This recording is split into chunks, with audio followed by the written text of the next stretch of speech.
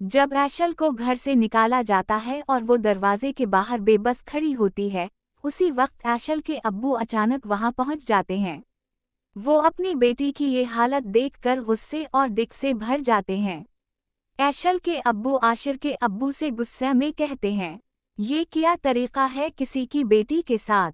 ऐशल ने इस घर को अपना घर समझकर हर रिश्ता निभाया, कभी किसी के आगे ज़बान तक नहीं खोली। और आप लोगों ने बगैर किसी तहकीक के, बगैर सच जानने के उसे यूं सड़क पर खड़ा कर दिया। अगर ऐशल से कोई गलती भी हुई होती तो भी इस तरह बेइज्जत करके घर से निकाल देना कहाँ की इंसानियत है? ये कौन सा उसूल है? मेरी बेटी ने हमेशा इज्जत दी, वफा की, और बदले में आप लोगों ने इसका दिल तोड़ दिया। आज के बाद ऐशल इस घर में कदम नहीं रखेगी जब तक आप सब इसकी सच्चाई को नहीं मान लेते और इससे माफ़ी नहीं मांगते। उनके अल्फाज सुनकर पूरे घर में सन्नाटा छा जाता है। आशिर के अब्बू शर्मिंदगी और बेबसी से सर झुकाए खड़े रह जाते हैं, क्योंकि उन्हें भी एहसास होने लगता है कि फैसला जल्दबाजी और नाइंसाफ़ी में किया गया है। जब ऐशल के अब्बू आशिर के अब्बू से सख्त लहजे में बात करते हैं और घर वालों की नाइंसाफ़ी खोल कर सामने रखते हैं तो असद अंदर ही अंदर शदीद बेचैनी और शर्मिंदगी महसूस करता है। असद एकदम हका बका रह जाता है। इसे महसूस होता है कि बात अब हद से आगे निकल गई है।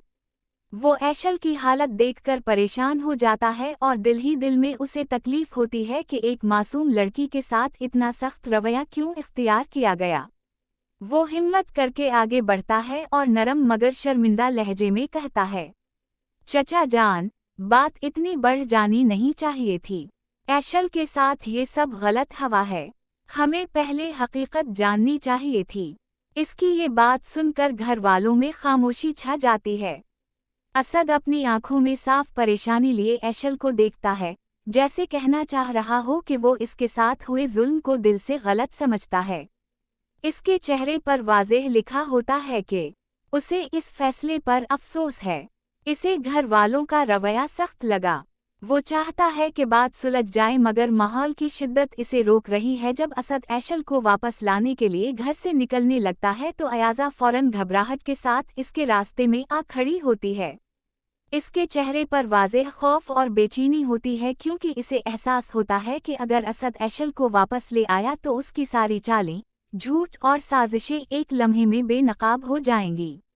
अयाज़ा सख्त लहजे में उसे रोकने की कोशिश करती है और कहती है कि ऐसी लड़की को वापस लाने का कोई फ़ायदा नहीं, वो सिर्फ घर का सुकून बर्बाद करेगी।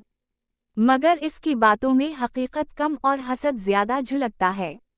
अयाज़ा जानती है कि ऐशल के आते ही घर वालों का भरोसा दोबारा उसी पर हो जाएगा और असद का दिल भी एक बार फिर ऐशल की तरफ माइल हो जाएगा, इसलिए वो उसे हर मुमकिन तरीके से जाने से रोकने की कोशिश करती है।